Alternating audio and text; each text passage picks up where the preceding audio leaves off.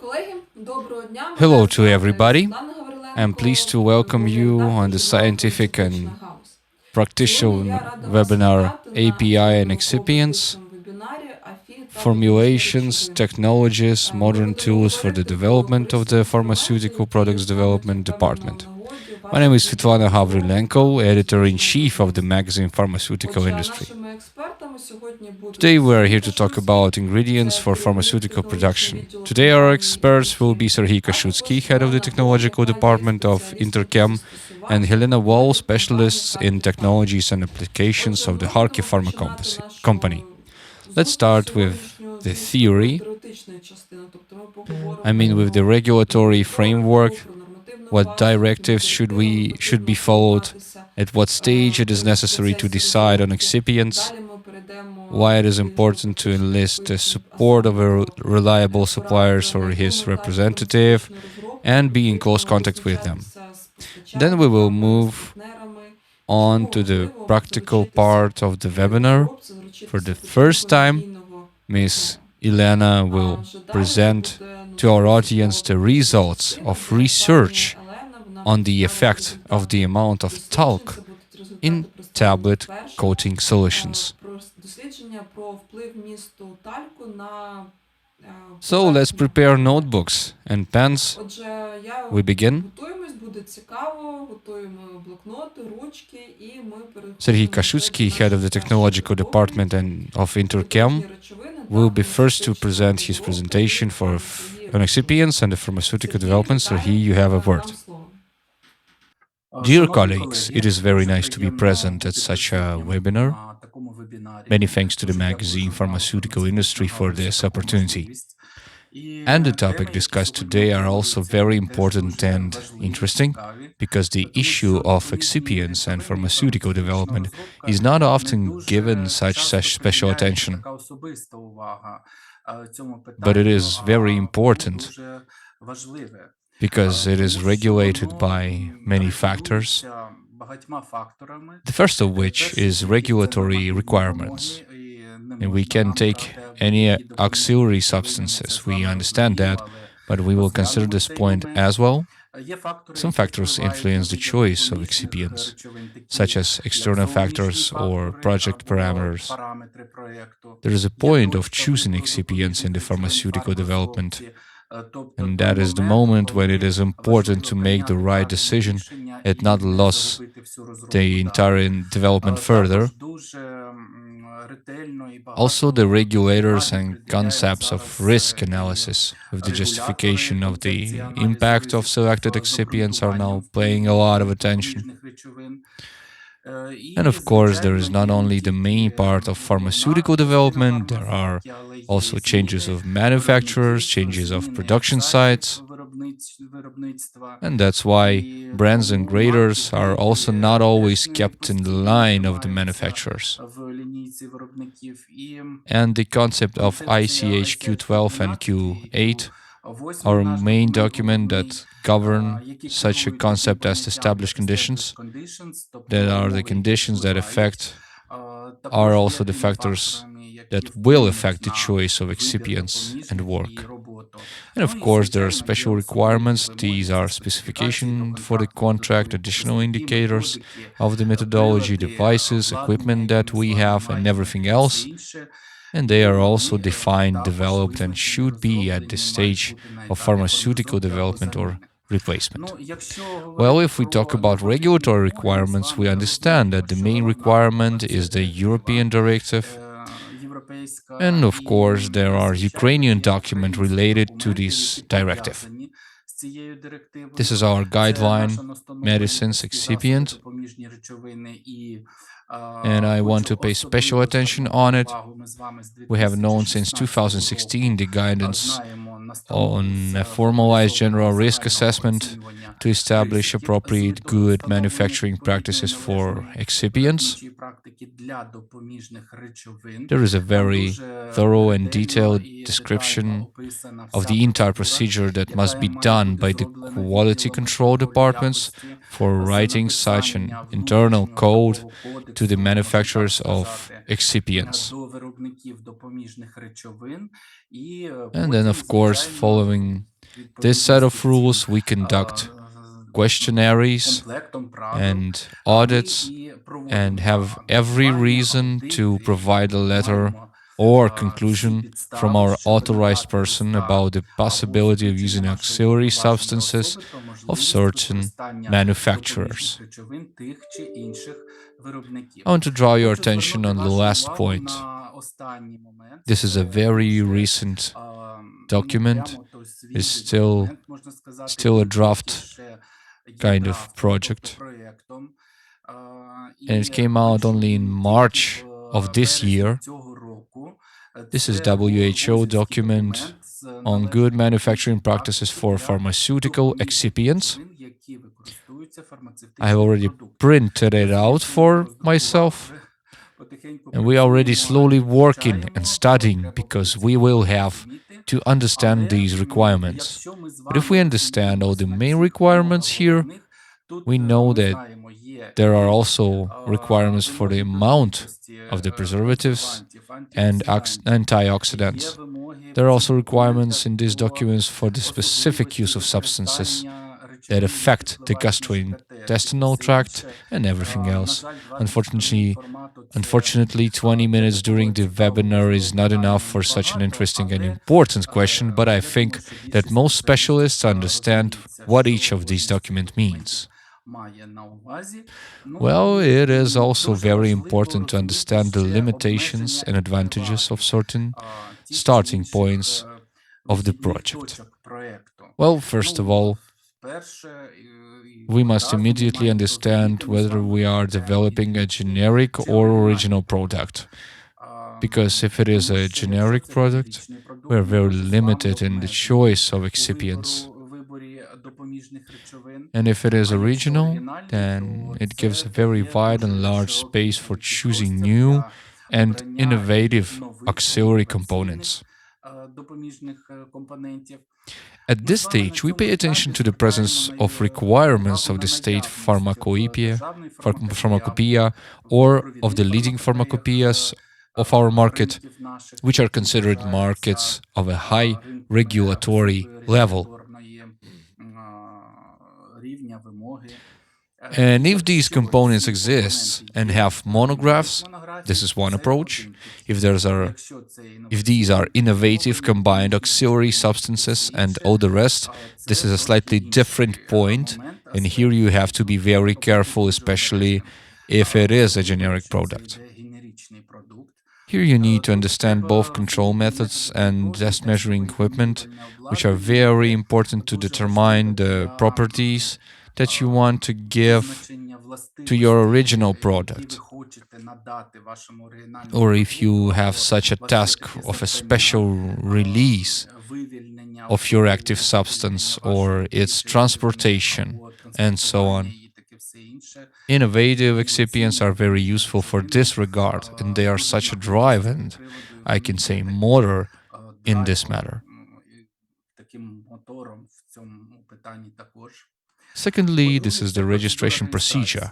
We understand that if we go along the bio-waiver on the BSK, and if it is the first class, then even there we are already limited with you in changing excipients.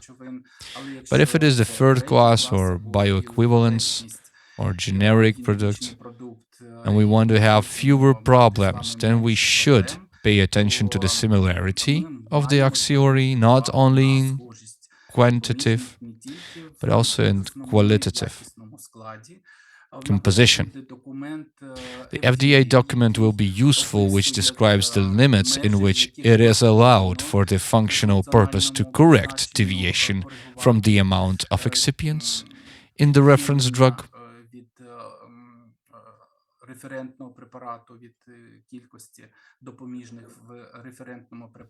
But it is better to have the same qualitative and quantitative ratios.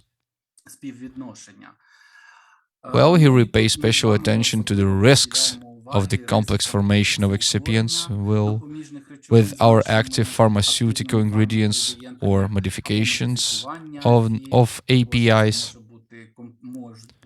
Also, these can be components that affect the motility of the gastrointestinal tract. We can neither add nor remove them. And this is clear. The next point of limitations in advantages is the drug's dosage from the functional properties. We understand that liquid, soft, and solid dosage forms have different degrees of risk of using excipients and the possibility of experimenting with different excipients. And each such medicinal form, of course, is developed taking into account these features.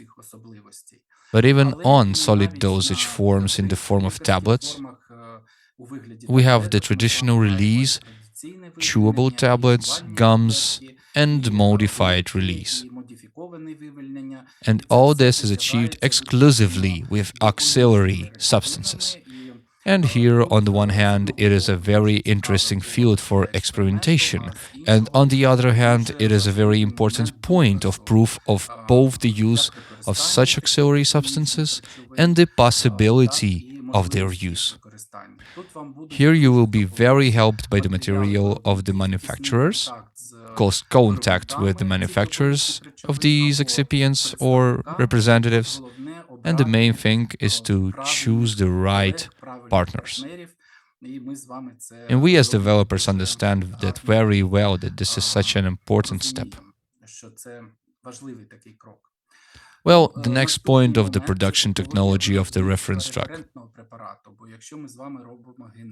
Because if we are making a generic, we still have to guess or have some evidence about the production technologies of the reference drug. And if we deviate from it or choose another, this is additional evidence in pharmaceutical development. And all of us understand very well that technology imposes certain restrictions on certain excipients, or even not restrictions, but requirements to choose one or another component of the composition. Because if it is a direct pressing technology, it is the same components and properties in terms of fluidity, bulk density, or components that have a special surface properties or abilities. If it is a technology with extrusion, it is a completely different polymer or some material, or it is a modified release of a tablet as a solid form, then we will understand whether the matrix is water-soluble or water-insoluble, and from there we will already plan our development and selection of auxiliary components. And of course, the selected technological scheme for the production of the drug under study. Well, we have already understood a little that we are talking about. Such points that should be paid attention to are elemental impurities or nitrosamines in auxiliary substances. We all as developers understand how important it is, and the manufacturers of our auxiliary components, our representatives who provide us with certain documentary evidence, should also cooperate very closely with us.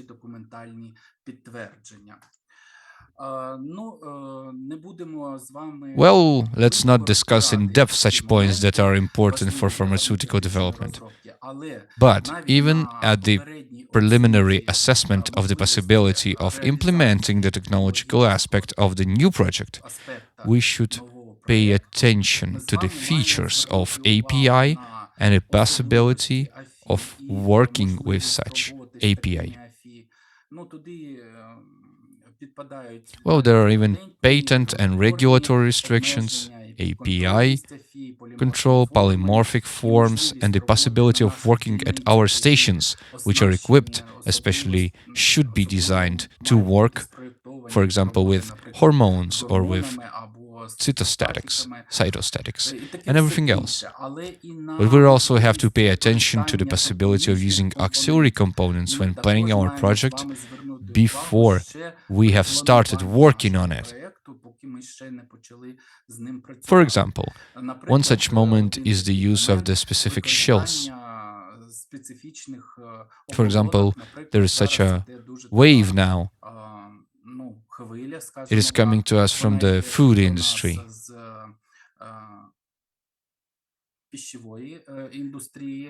That it is impossible to use products that contain titanium dioxide. Well, many other components are used instead of titanium dioxide and give our shells their curvature. But this should be understood even at the beginning of development. Well, if we are already starting development, then we have to very carefully study all aspects and properties of both auxiliary and active pharmaceutical ingredients. And here we will be helped by these understanding with the equipment, by which methods all this can be proved and checked. And for example, we use differential scanning, calorimetry in these studies.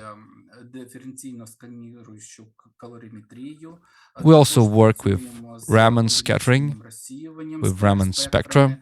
Of course, X-ray methods can be used to determine amorphousness, crystallinity, surface features, and properties of both auxiliary and active components. And of course, all the pharmacotechnological properties that will later affect the disintegration, strength, impurities, and stability of our finished product and our project.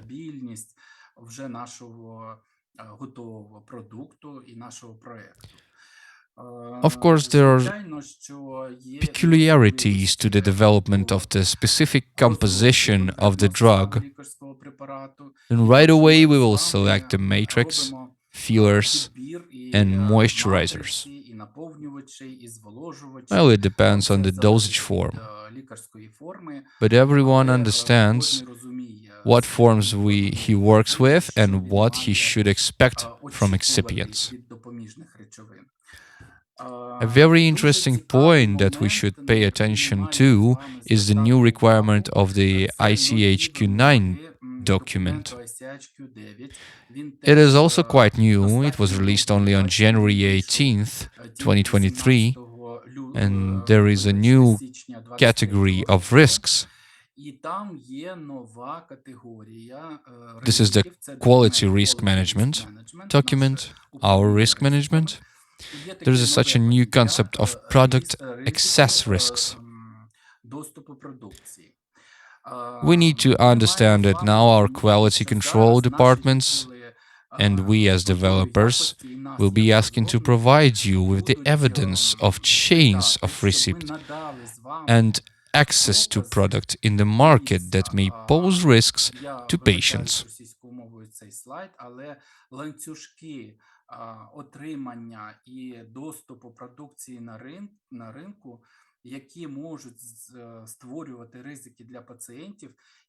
And this is recognized and as important. In this regard, it will be very important to prove that you have a reliable suppliers not only of APIs, but also of excipients. This is dictated by both COVID and the problems that COVID has brought to the economy and logistics.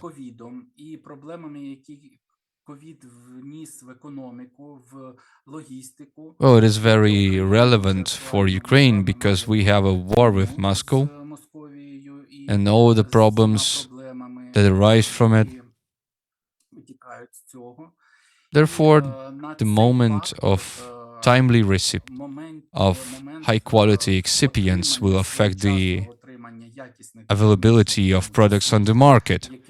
We will be obliged to prove to experts during transportation according to GMP.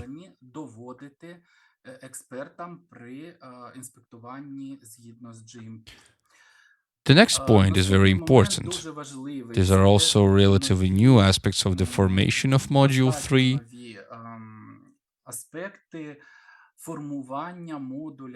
For the registration of our medicinal products and the concept of quality by design,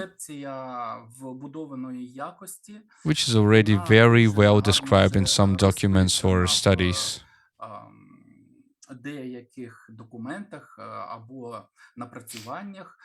One of these is the P2 Sakura bloom.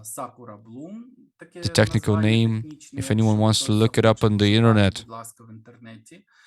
And it is based on the very important understanding that we have our target profile as the target product profile of QTPP. From it, CQA is built. And in fact, our product quality parameters, which we have to withstand and achieve during our pharmaceutical development. And please pay attention according to the CQA. Here are the dissolution, quantification, homogeneity, and other identification and other aspects that we include with you in the final QA, quality control methodology. And they begin with the analysis of the available attributes of the material. This is MA, material attributes. And many specialists think that it is only related to the substance, but it is not. All material aspects, attributes, and auxiliary substances are considered, including potentially critical material attributes. This is what we see as PCMA. And then, by experiment, we choose those that are critical. We will now see it as an example. And this is the Western sense refers to the stage of preformulation.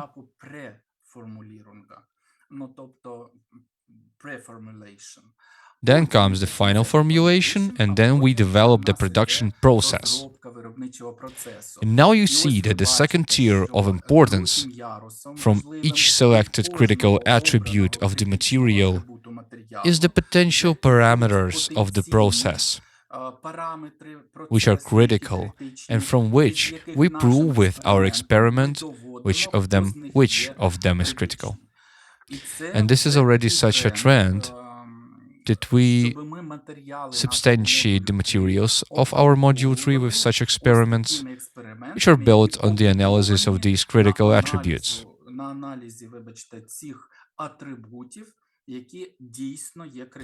This is what the beginning of such analysis looks like if we are talking about excipients. You have on the left the moments and the parameters that are fixed in your CQA. And this is our task. We cannot deviate. We should get such a product. And horizontally, you can see, for example, the composition of auxiliary substances that we choose for this project for one reason or another. Well, of course, the generic or original product which forms, we talked about it with you, and you analyze each component, what it can affect. It depends on its property or marks, surface, and so on. And you see that, for example, MCC can affect the uniformity of dosage form in this particular project. Or if we were talking about talc, it can affect appearance and it can affect dissolution. If there is a large amount of it, it hydrolyzes the surface of active pharmaceutical ingredients and thus reduces dissolution. And if we have a bad soluble API, then this is already a critical problem. Well, on the other hand, we also check these components not only for the risks they bring to CQA, but also for technological properties. And here on the left, you can see the parameters that are interesting for us as researchers. And it can be fluidity, granulometric composition and strength, elasticity, granules, compact tables, tablets themselves, and adhesion, segregation, and everything else. And you also choose components-wise what is specifically affected by this or that substance or mixture. or your direct pressing product, because these can be combined products, and show that you will investigate that interactions. Show that they are critical and really they affected these parameters, or it was just our guesses. Well, it is very important to pay attention to additional aspects of choosing auxiliary substances or alternative manufacturers or brands, because it is very important to understand that you can replace the manufacturer of even a very similar brand.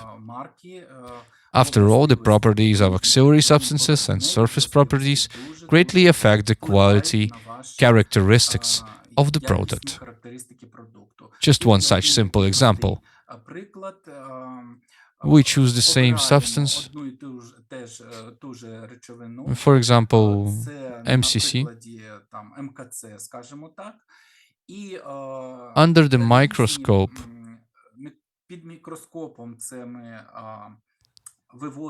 they saw various surface characteristics that could not be determined in any other way, because fluidity, bulk density, and other parameters were very similar. But the development of the surface greatly affected several qualitative characteristics of the final product. And this can make a replacement or quick replacement impossible. Therefore, this preliminary risk analysis from farm development, which you conduct and prove in your dossier, that you chose it not by chance, come in handy. And with these replacements of manufacturers or brands, you already understand the scope of your research work on such a replacement.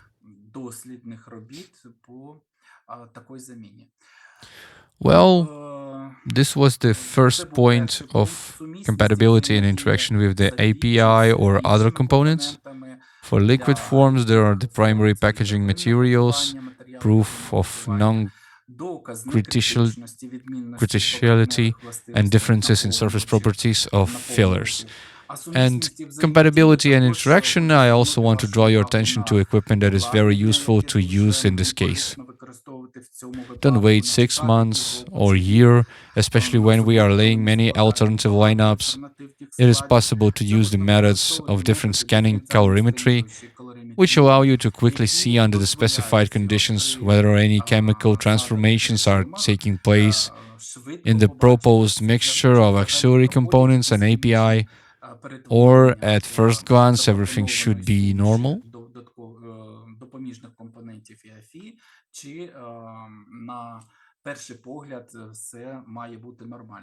Well, you also carry out a theoretical analysis. You see all the functional groups of your API and your components. It is clear, but for example, this can also be proved with the help of equipment. Well, I will separately add the specifications to the contract. Everyone is very afraid of them. I mean that we buy, maybe there are some tons, and the manufacturer will not contact us, will not fulfill our wishes. But if you cannot meet the requirements of the project with the specific properties of an excipients, then you will have no other way than the specification to the contract.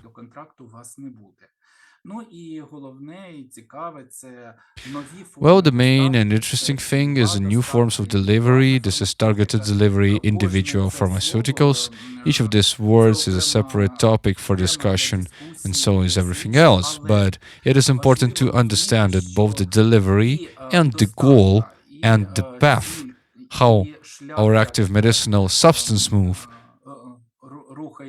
all this is provided to these molecules, usually with the help of special excipients.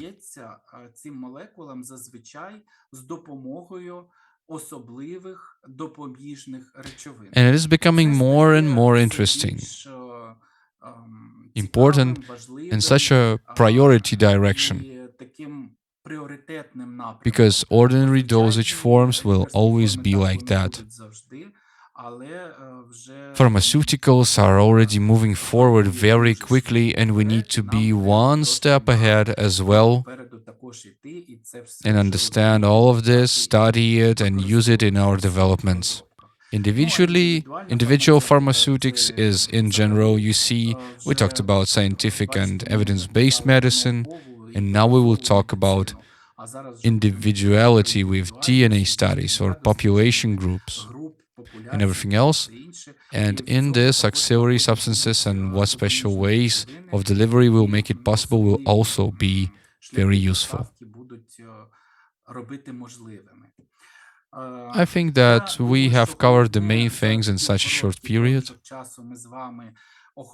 Of course, from every aspect, at the moment you want somewhere to discuss, reflect, and talk with colleagues, but there are always coordinates and contact information. Please contact us with pleasure, and we can discuss these issues.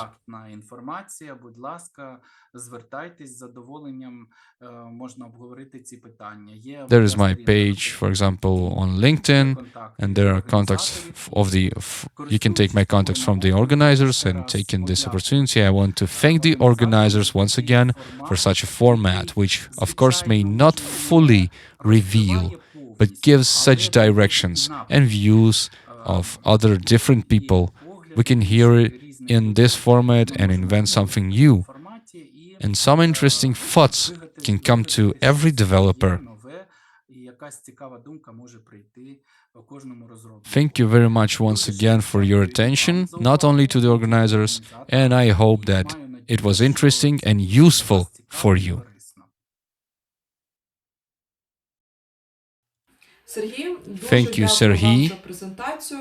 I would like to remind you that the presentation can be obtained from the editorial office. Write a request either in the comments or to the editorial office at office@promobos.com. And we move on to the report of Elena Wall from the HARKE company, who will talk about the influence of talc content. До нашого наступного доповідача це пані Елена Wall з компанії On the quality HARKE, of the surface coating. But first, meet Ms. Mandy, Head of Solutions for Pharmaceuticals and Nutraceuticals. Але для початку ми з вами познайомимося з пані Меді, це очільник відділу рішень для фармацевтики та нутрицептики. Welcome everyone. My name is Mandy and I'm heading the Pharma and Nutra team here at HARKE.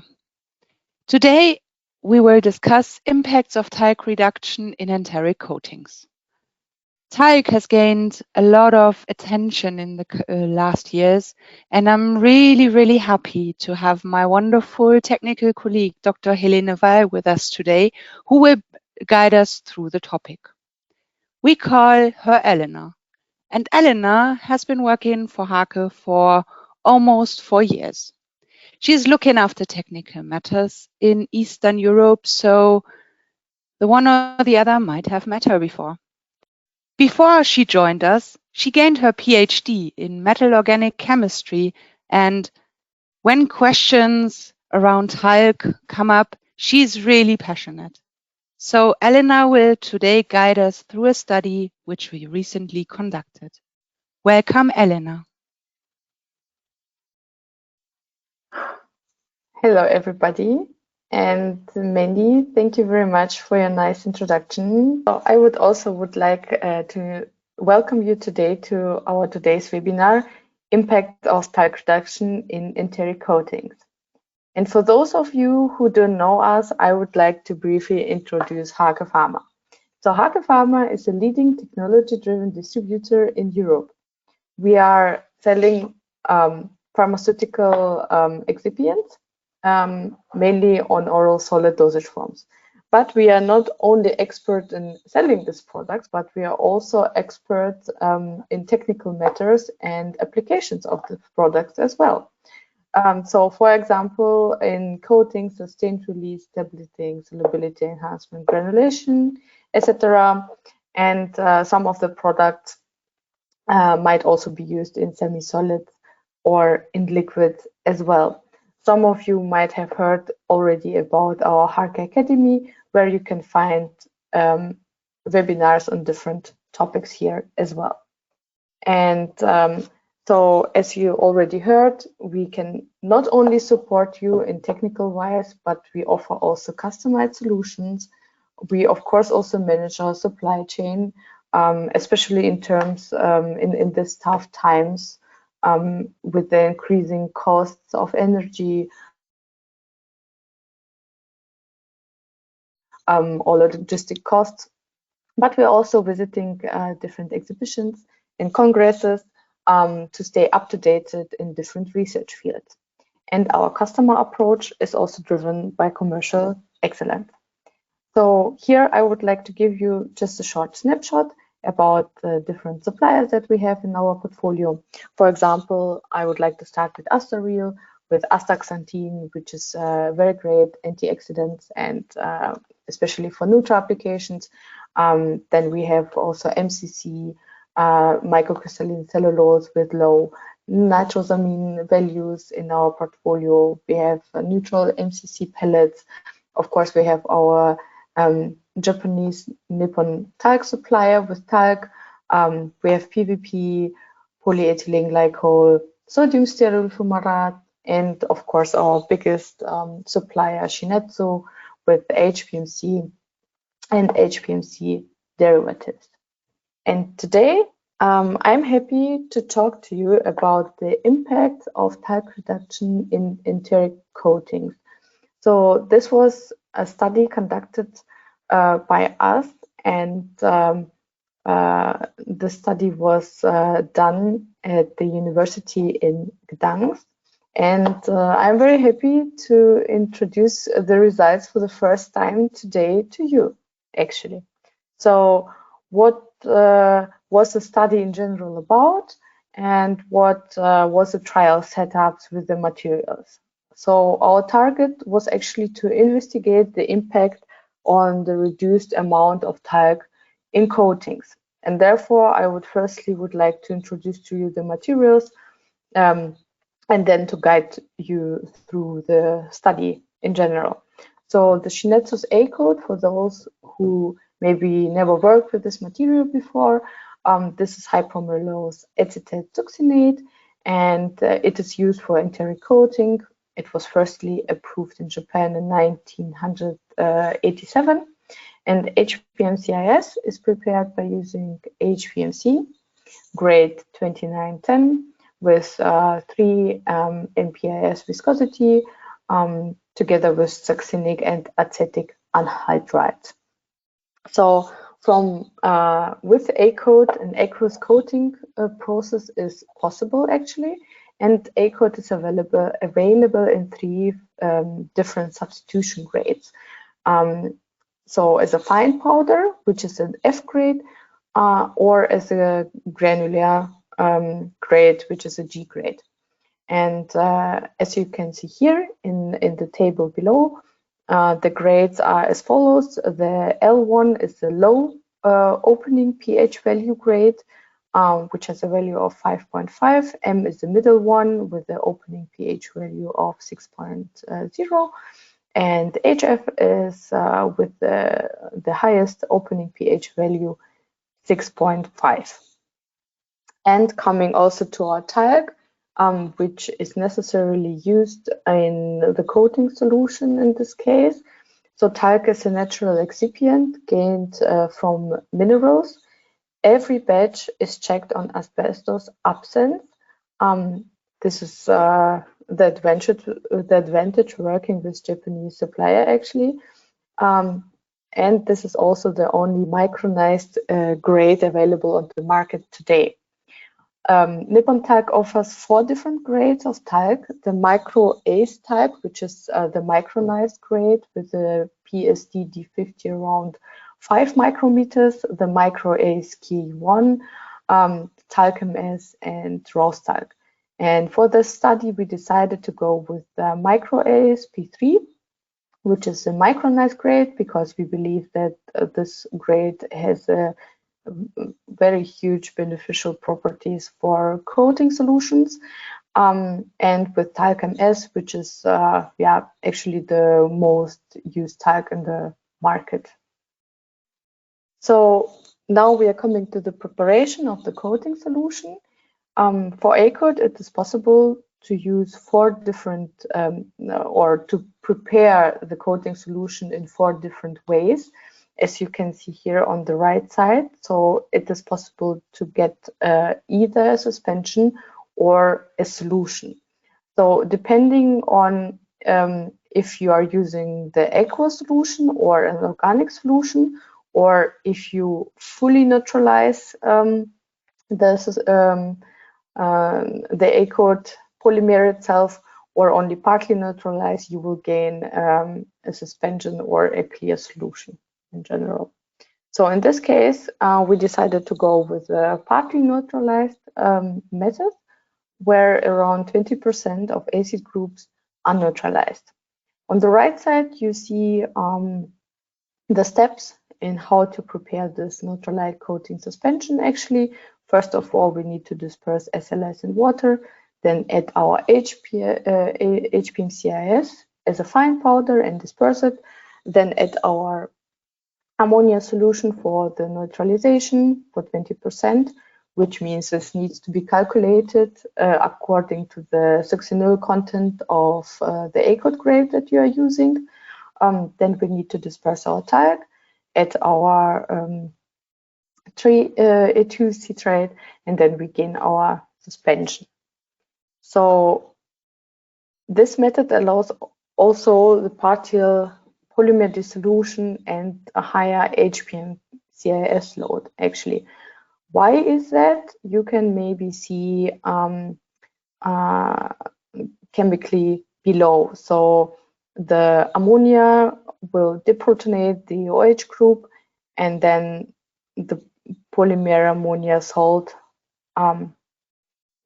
is given here, and this ammonia amount, as I said before, is necessarily calculated from the succinyl content of the HPM-CIS grade that you are using, and after the coating, ammonia is removed by evaporation in the end. So looking at our formulation and also on the coating conditions, actually, so the general formulation example you will find on the left side. In this case, in this trials, we decided to go with the ACOT MF grade with 10% weight gain, and the talc MS or the P3 talc, which were used in this solution, were used in different percentages, actually. So batch 1 to 4 was prepared with the micro ASP3 grade, and batch 5 to 8 was prepared with the talc MS grade. So here you can see the different or the coating conditions in general. A drum coater was used in this case. Drum speed was around 7 RPM. The inlet air temperature was around 80 degrees, and the bed temperature around 40 degrees, actually. And in the end, the target mass increase was 10%. So now on the right side, you can see the surface of the coated tablet. Actually, those are already the first results. On the left side of this picture, you see the micro ASP3, so the micronized grade, and on the right side, the talc MS, according to the weight gain, which was used in this different, in this different batches.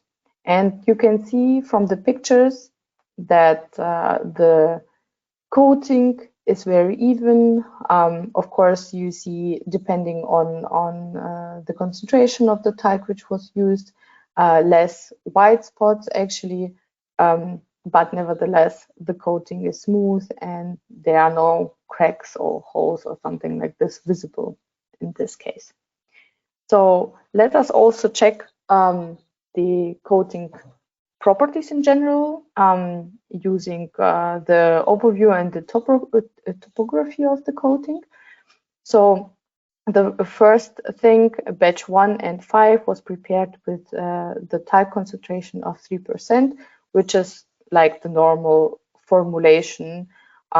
So this is what is recommended to use in general. As we can see, and as we of course also expected, the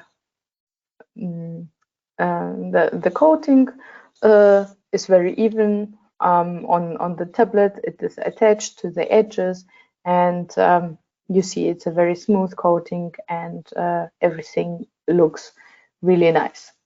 So if we drop the concentration a little bit to 2.25% of talc, we still cannot see any difference. So the coating is still very smooth. It's also attached to the edges. There are no cracks or something like this visible in this case.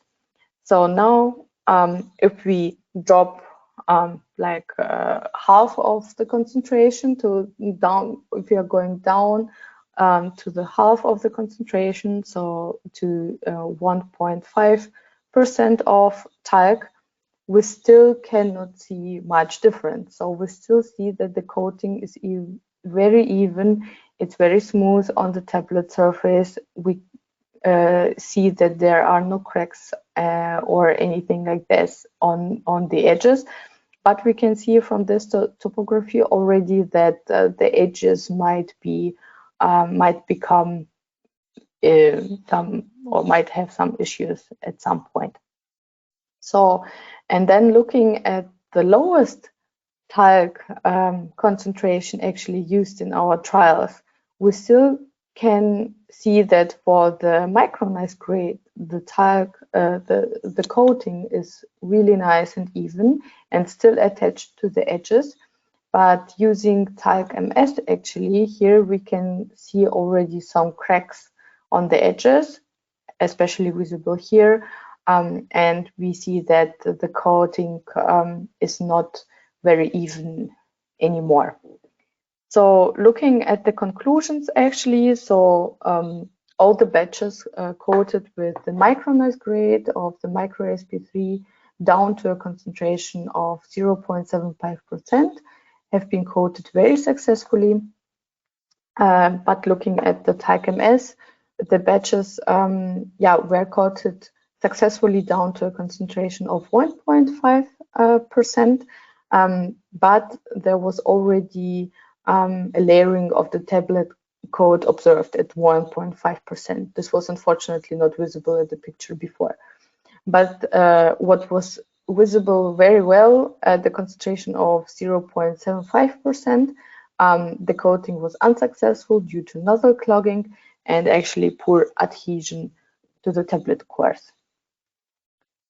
And coming to the final conclusions, no sticking of the tablet was observed at all, and there were no visible differences between the coated tablets with the micronized grade or with the talc MS grade actually, but only down to a concentration of around 1.5%.